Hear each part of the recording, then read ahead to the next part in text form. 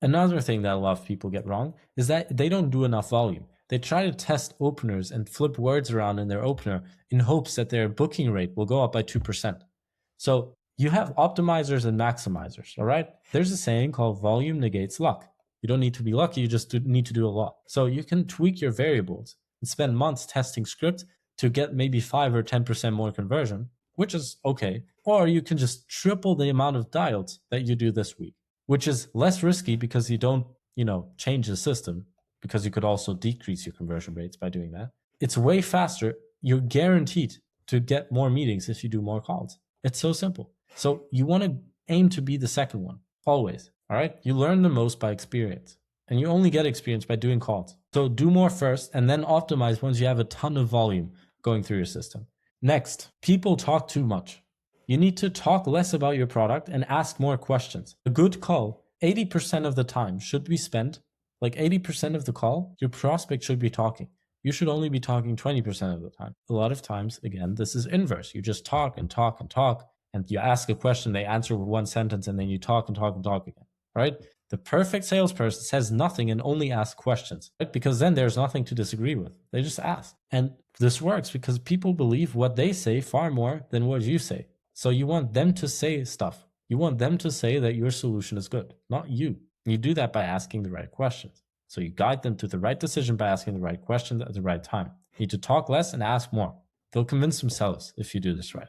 Okay? Another thing that's important to understand is that motivation increases from deprivation. All right? So, for example, when you haven't eaten in 1 hour, all right, so you've gone 1 hour without eating anything, you won't be that hungry. So your motivation to find food is low.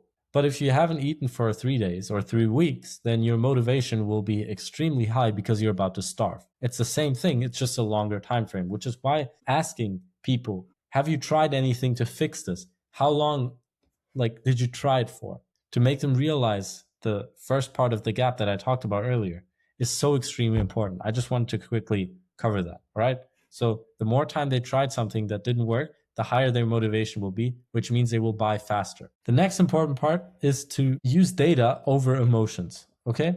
If you ignore everything else I said, fine. Don't ignore this part, okay? A 10% conversion rate, meaning you call 100 people and you book 10 of them. A lot of people think that you will get 9 no's and then 1 yes, and then 9 no's and 1 yes, but that's not how statistics work, all right? It could look something like this. You could get 90 no's in a row and then 10 yeses in a row. This is actually just as likely to happen as the previous scenario. But somewhere along call 50, you'd say, oh, something is probably broken. I'm going to change the script, and then you change everything, and then nothing works again. And this is why you're in this constant loop of this doesn't work, and then it works a little bit, and then it stops working. It's because you changed too many things, all right? Stick to a script for way longer than you're sticking to it now. Collect the data, and then actually look at it once you have a lot of data. And don't change anything before, just because your emotions are going crazy if you're somewhere in the middle of this red zone. So track your numbers and record your calls, and you'll know exactly what you need to fix.